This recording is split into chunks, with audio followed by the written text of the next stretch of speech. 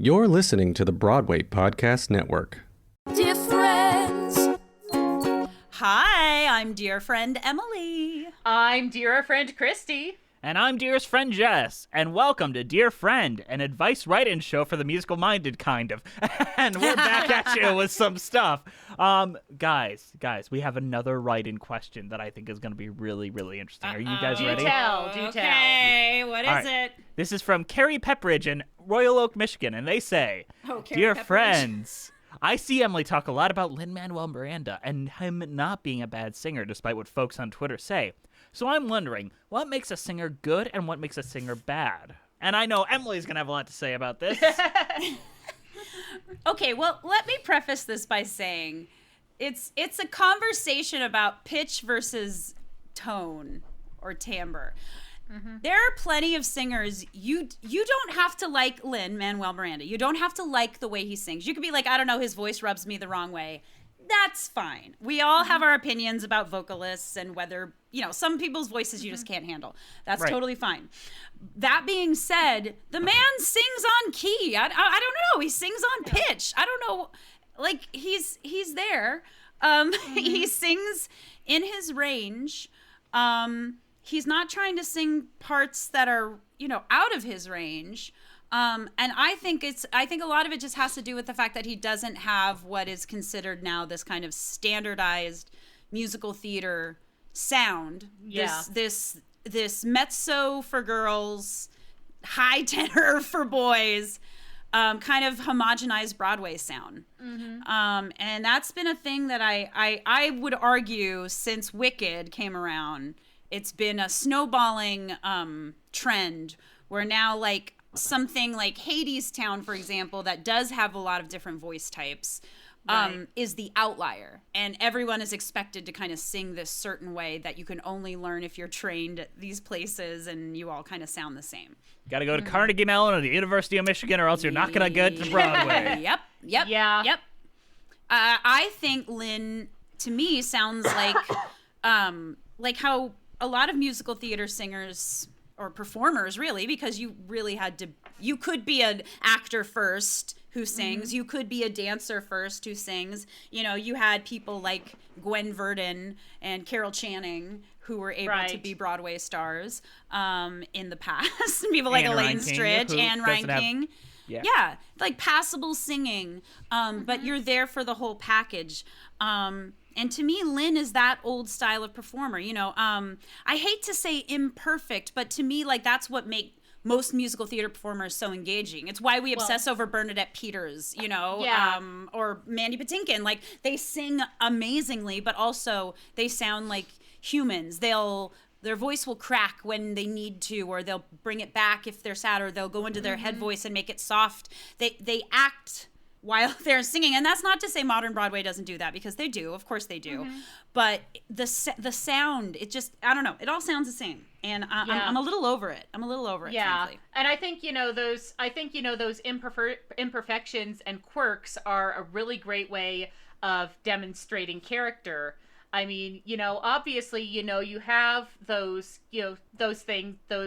roles like, I'd say, like, Sarah in Ragtime, where you really do want that strong, legit technique. But on the other hand, I think one of the better, film musicals in recent history was Chicago.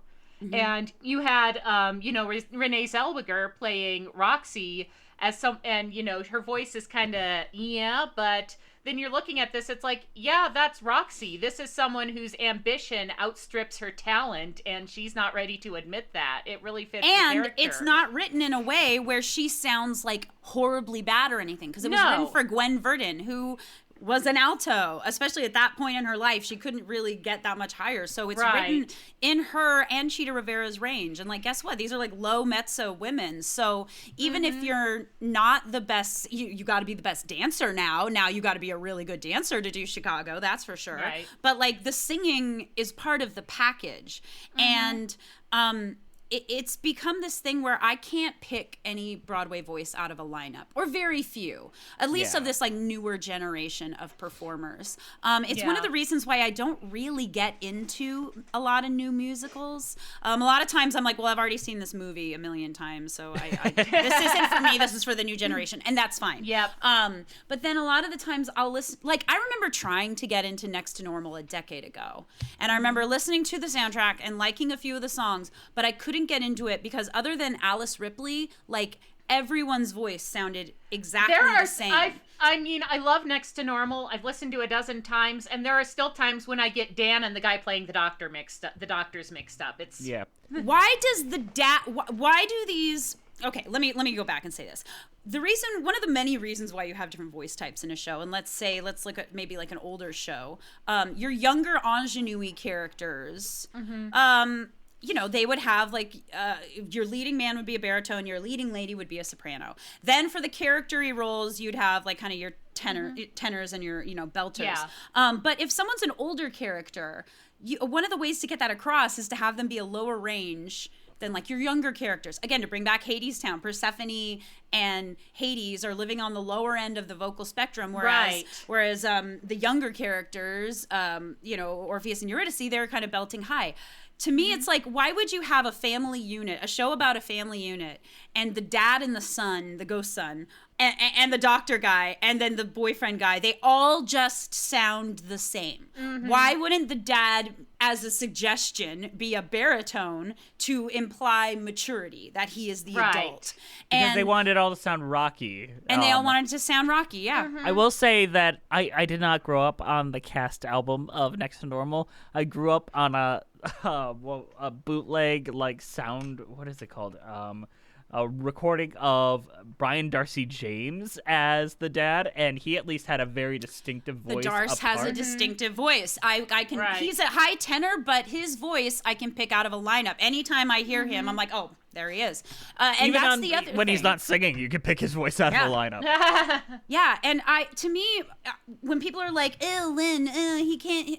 Well, this is the other thing. People on TikTok are like being really disingenuous about this because they're like making fun of his demo tracks for We Don't Talk About Bruno. And literally every new musical song I've ever learned, because I know a lot of composers, they always send me demo tracks with them singing every part because that's how you learn it. Honestly, and that's how you record it. It doesn't matter if they're a little pitchy because they're not doing it for the final. They're doing it so you can learn it. No, they're doing it so you can hear the lyrics. Yeah, and so then people are getting, teenagers on TikTok are getting that and going, oh, look how bad Lin is. And it's like, he obviously didn't mean this to be the final. He did this for the performers to learn the part and have a other voice singing while they're recording their part. Or just to animate to, which is what that clip is from. It's just like for timing. Yeah, and I'm like, this wasn't the final product, and they're like, oh, I bet he really wanted to be Bruno, and it's like, well, so what if he wrote a character that is kind of his type? He usually writes a kind of his type character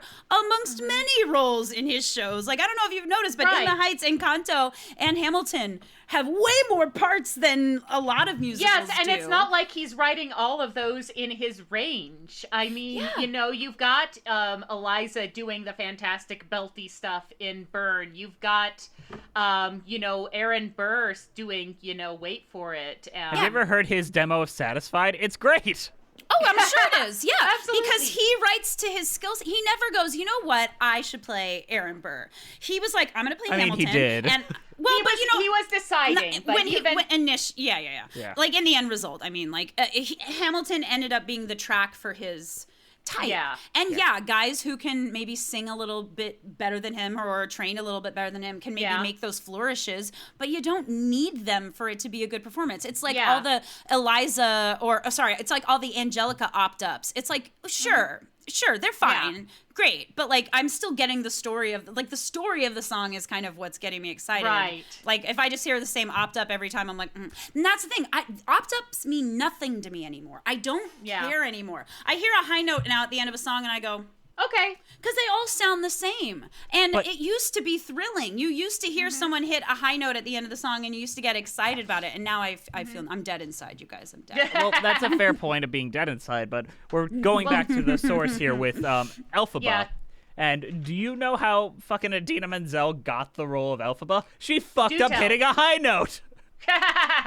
She tried to do the last note of Defying Gravity, and she's like, fuck me. And they're like, that's the character. We'll keep that. Yeah. And she was up against some stiff competition. Like, Stephanie J. Block was like right there in the wings waiting to take her spot. She and sure just because was. she showed she's character, a fantastic Elphaba. I saw her on tour, by the way, so. Yeah, she is fantastic. yeah. Nothing against Stephanie J. Block. She is probably one of the best vocalists. She also has a distinctive voice, but let's not go into that. Yeah, and the thing is, I'll see like sometimes like bitchy comments on Twitter when people are like, "Oh yeah, let's go back to the days where everyone was a sucky singer and everyone was flat and cracking," and it's like.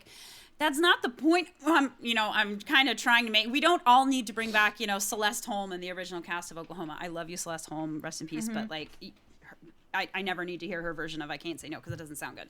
but come on, like why are there no, like John Raitt, I could listen, that baritone when he sings soliloquy, I cry, I die. Like, I love that stuff. And he'll hit high notes.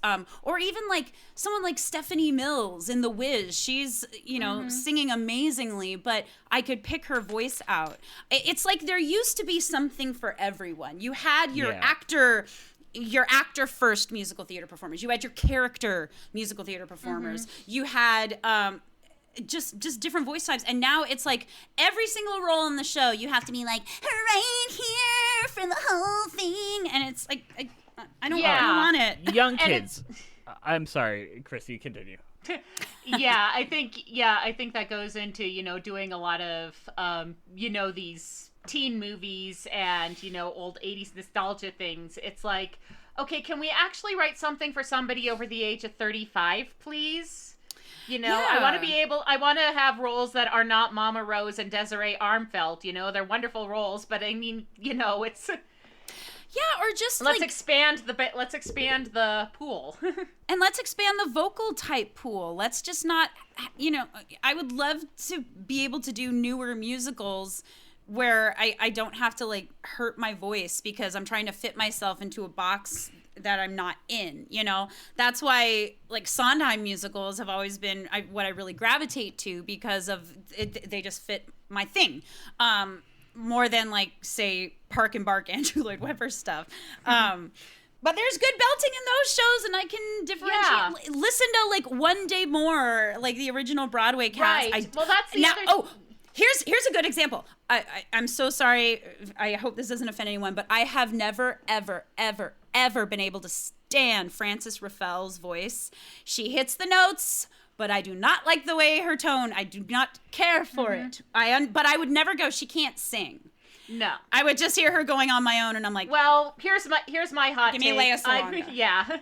Here's my hot take. I've never liked Carol Channing's voice. I mean, it's iconic. It's her. It's distinctive, but it's what it is. Something about it is just not my thing. So that's it's the gravelly, yeah. Yeah. Diamonds are a girl's best friend. Diamonds. I love that. And that's the thing when people say that about Lin, I go, I get it. Like, I'm not going to convince you otherwise. If you just don't like his voice, then that's your opinion. But I wouldn't, being like, he can't sing. I think someone on TikTok said, like, I think he's actually an ensemble voice. Like, he shouldn't be doing more than that. And I said, well, that's your opinion. Okay, what do you want me to do about it? He's writing his own stuff. That's the other thing. They get so jealous about that. They are so mad that he writes stuff that he stars in. And all three of us have talked about this a lot. Lin is throwing something else into the mix because it's not just singing and acting, it is rapping, which is an entirely different skill set. I've seen both In the Heights and Hamilton with other people, and it's like, they can sing, but then they hit those, patter bits, and it's like, you aren't keeping up, man. I've seen Hugh Jackman in The Music Man, and I'm like, you aren't keeping up, man. But I want young kids. Oh, you got trouble, my friend. right here, I say in trouble. River City. River City. I want these young people that write their thirst trap song, like Broadway singers, the ones that they make like their Stan accounts for, to compare someone like Christian Borle, Brian Darcy James, those folks to someone like Jeremy Jordan or Andrew Rannells or any of those, and there is a distinctive difference. Line them up in a row. I cannot pick out Jeremy Jordan and Andrew Rannells as much as they have incredible voices. I can pick out Andrew Rannells, but I think it's because he's gotten into voiceover work, and so I think I recognize him. Like, what is he? Oh, he's on that show. He's on Big Mouth, and I always recognize his voice, but that's I think a little more because of that Book of Mormon stuff, because that called for a little bit more character. I mean, Josh Gad, like, even when he sings, I tend to not know it's him. Oh, really? I feel like it's because he has that weird vibrato, which I like actually. Like, he has a much more character voice. I would say, but one of the only people I can maybe pick out, like Lindsay Mendez, I can pick out her voice, and I think she sings in that same place everyone else does, but she's got that kind of I don't know, like that growl, I guess, or like the raw sound with it. But she tends to be comedic more often. I think that people that tend to get typecast into comedic roles have a more distinctive voice. Where they should. Yes, in theory, they should. Yeah. But I think, like, I don't know very many of these newer musicals, but like Mean Girls. Why does every character sound the same in Mean Girls when some of them should be standing out? I will say, with the exception of Barrett Wilbert-Weed, I agree with you there. Barrett Wilbert-Weed has a very distinctive, weird, loud. Where it is still in that, like, I can sing anything high, it is very distinctive, and I can pick it out in any chorus moment. And I get that you need to have, for some shows and for some parts, you should have characters of a comparable timbre. Like Elphaba, even though Glinda maybe sings on the higher end, Elphaba and Glinda harmonize so much that their voices are both sitting in the mask there. Glinda's not back here singing like Golden Age soprano. She's doing more of a mixy thing when they're singing together. But like in Hadestown, the Fates, like obviously there's one of each part, but they've got to be tight and they've got to blend. That's like Andrew's sister's stuff. So I get that, but then when there's no differentiation between any of the characters' voices anywhere, I really do feel like an old fuddy-duddy where I sit there and listen to these albums. I'm like, I can't tell who any of these characters are. I can't tell who's going back and forth here. And so I'll take a million Lin Manuel Mirandas over that, and stop being jealous that he writes his own stuff. You could write your own stuff. Go do it. Also, that's not new to musical theater, not new to Broadway at all. People have always done it. He was just smart enough and well-liked enough and had the means to kind of keep going with the stuff he was writing. Right. You know, it ended up on Broadway, and he ended up being really good at it. I do want to add a caveat here of interesting voices that people talk shit about that I don't even know if we should be doing that. Ooh. And this is the movie musical territory, where people, I know, but say what you will about these actors learning to sing, they have very distinctive voices. Russell Crowe has one of the most distinctive voices that does hit every note technically. Hugh Jackman does have a distinctive voice. Hugh has that, kind of high, wide vibrato, that tenor sound. Like, I can pick Hugh Jackman out for sure. Eddie Redmayne. One of the brilliant things that Les Mis movie did is put Eddie Redmayne with his, like, really deep, like, Kermit the Frog, opera-y sound up against Aaron Tveit. Because every time anyone has seen Les Mis, they're always getting Angela and Marius confused. They're like, who's singing 100%. What? So that was one of the smartest choices that movie made. Yeah. It's Adam Driver in Annette. Weirdest voice I've ever heard. And it comes back to the style of the music and the style of the character. I mean, it's 1,000 times Gerard Butler does not sound like somebody who is a musical genius. I'm sorry. You're listening to this and it's like, no, you never taught anybody to sing in your life. You barely know how to do it yourself. Well, and I think we've evolved to a state now as we emerge from one of the most, one of the best movie musical seasons we've had in a long time. Oh my God, last year was fantastic, Yeah, there was the promise of something started with Chicago and Moulin Rouge back at the beginning of the 21st century. And then movie musicals have never really been like back. They kind of came back for that little bit, They and kept then they've trying, been gone. and then they did, Kept and they trying. yeah. And they didn't work. And now I think we're at a place where I don't think a Russell Crowe situation could happen now, because we are getting more and more crossover from Broadway to the screen. And we've just frankly are getting like more movie stars who are starting out on Broadway. Ariana DeBose is about to have a very big next few months. She's going to get all. She's going to be nominated for all the things.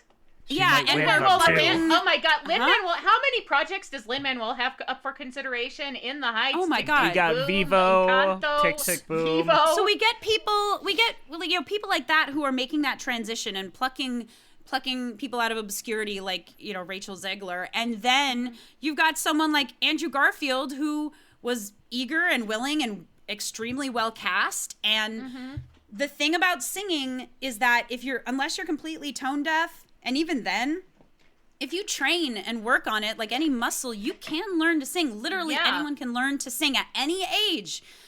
You can do it. And if you can carry a tune, he was lucky to be working with like vocal coaches and like training for like a year to learn how to sing. So he ended up doing it amazingly. Yeah. So and it fits. Jonathan Larson has more that rock pop sound. So it fit with what he was doing. He wasn't writing for like the big legit voices. He was writing for himself and he was writing for his own specific voice. He was writing for Larson's own voice, so it's in his range. So it's such a manageable range. Yeah, it's an autobiographical show. I mean, he was writing for himself.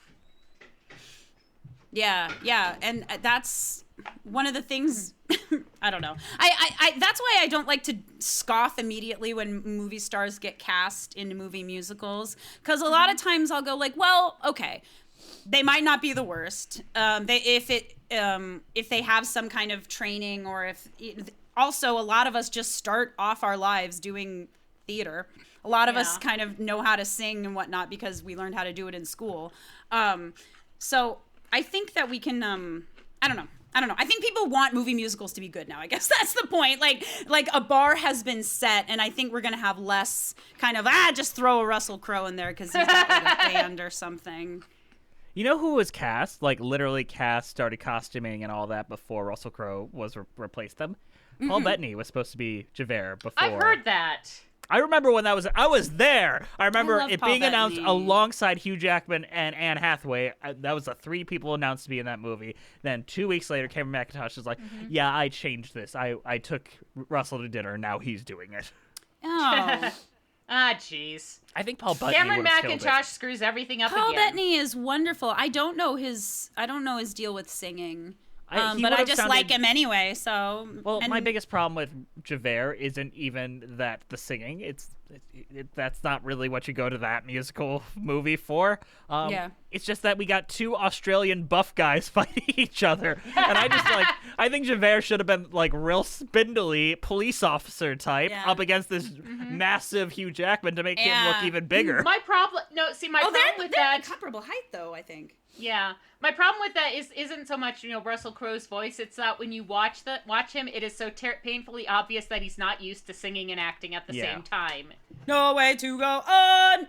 Yeah, but there are some moments that he nails it. You can see the work going on behind his head. It's like, wow, you really can't walk and chew gum at the same time. Yeah, exactly. There are two moments in that movie where he really nails it. Like the one time where he goes to Hugh Jackman and is like, "I mistook you for a convict," like where he's just trying to. That scene really works, and the scene where Valjean saves him from being murdered at the barricade. That scene works. Those two, I'm like, all right, you showed up to work that day.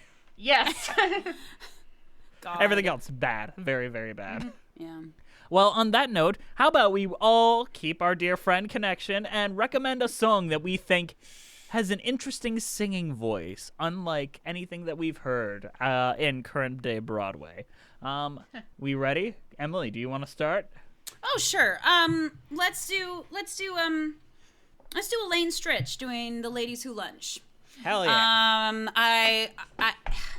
If you've ever seen, there's a video on YouTube of her just doing it in the 70s, like in a black box directly to the camera in her usual white shirt and, black tights. And I think it's one of the best acting songs has ever been written. And she nails it. And it really is like, oh, this is what happens when method acting and musical theater kind of combine. It's wonderful, and you don't want a high note, you want screaming at the end, and I love it.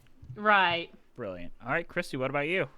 Okay, I am going to go with Mandy Patinkin singing Race You to the Top of the Morning from The Secret Garden, because it's where he has that, very distinctive, fragile falsetto that he has. Race you to the top of the morning. And it's very much Mandy Patinkin, and it's just so very him. I can't imagine anybody else doing that song. Secret Garden, another show with multiple vocal parts all down the line. Lily's Eyes, one of the best male duets ever. Rebecca Luker, soprano ghost. I'm probably too old at this point, but I still really want to play Martha because she caps out at a B flat. It's fantastic. Daisy best as song a young in the girl. show. So much to love about that musical. Oh my God, I love that musical. Revive it. Please revive The Secret Garden. Yeah, we need a revival. And yesterday. do not do that new Broadway sound. I want a nice, high, pretty soprano. I do not want an In the Mask, Lily's Eyes. No. Sutton Foster, come on down. God. Sutton Foster as Lily. Yes, Sutton Foster as Mary Lennox. Yeah. Anyway. I once again am gonna go a wholly different direction to you, both because I love being contrarian, and I am the one person that really loves this movie. And this is Adam Driver singing "Sympathy for the Abyss" from Annette, which I love this musical, and he has just this very distinct, very strange sounding voice that hits all the notes technically, and. But he's also acting his ass off through every single line. He has discovered how he wants to say every line, and he's dedicated to acting first and singing second. And it works. Hey, he did Into the Woods in children's theater, so he counts. He would have probably been a better baker than James Corden, but you know what? Make him the mysterious man. He's weird enough looking. Yeah, that works. Do it! Yeah, speaking of interesting voices, Tom Aldridge. Oh, Chip Zien. So many. Yeah, there's too many to list, but quit picking on Lin Manuel Miranda, kids. Yeah, leave him alone. He's fine, you guys. I think a lot of it just stems from teenagers being like, oh, and over 40 is earnest. And that's a real thing. Yeah. Cynicism for me only. Hell yeah. All right, kids. Be nice to your singers. They work really hard. And you know what? When I see you write a musical and then write a role for yourself and then maybe you don't live up to it, then I'm going to pick on you on the internet. How do you like that? Yeah, you like them apples. All right. We'll see you next time. Wait, no, hold on. Sorry. Cut that out, future Jesse. I forgot. Yeah. Hold on. Everyone. I was gonna say, promote your stuff, your wonderful content for the world to see.